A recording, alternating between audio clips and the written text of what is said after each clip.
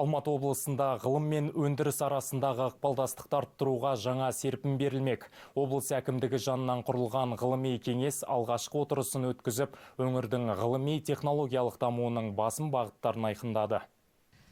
Кеңесте облыс әкімі Марат Елеусізұлы ғылым мен өндіріс байланысын күшейтіп, өзекті мәселелерді бірлесіп шешудің маңызын атап өтті. Ғалымдар заманауи сын-қатерлерге жауап беретін басым бағыттарды ұсынды. Әсіресе робототехника мен ауыл шаруашылығын цифрландыруға мән беру керек. Сарапшылар цифрлық технологиялар мал шаруашылығын тиімді басқаруға жол ашып, фермерлердің жұмысын жеңілдетуге мүмкіндік беретінін айтады. Жаңағы қабылдау басқару жүйесі бар емес пе? Қазір кооперация деп жатырмыз ғой. Сол мысалы кооперативтің төңірегінде басқару жүйесін құруға болады. Ана фермерлерге шешім қабылдауға көмектеседі. Дұрыс шешім, қате болмайтындай. Бір-бірімен түйістіріп, жаңағы тұқым сатушы мен фермерді. Фермер мен оның өнімін сататын орын бар емес пе? Соларды түйістіріп, мысалы. Бұл керемет көп өтті керек нәрсе. Ғылыми кеңесте өңірдің аграрлық ғылымын дамытудың негізгі бағыттары белгіленді.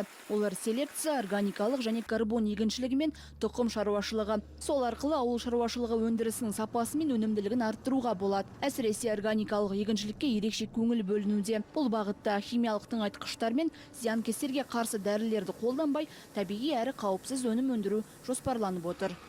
Осы Райымбек ауданы біз ойлаймыз ең қолайлы аудан. Себебі енді бұл айтқандай табиғи топырағы да жақсы, климаты да жақсы. Соған келетін статистика бойынша өте аз минералды тыңайтқыштарды қолданатын аудан деп есептеледі.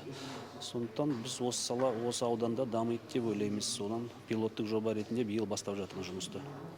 Ғылыми кеңестің алғашқы отырысы ғылым мен өндіріс арасындағы жаңа серіктестіктің бастамасы. Сарапшылар мұндай ықпалдастық ауыл шаруашылығын дамытып, өңір экономикасының дамуына оң әсер ететінін айтады. Аружан Мұратқызы, Абылай Құттықбай, Қонаев медиа.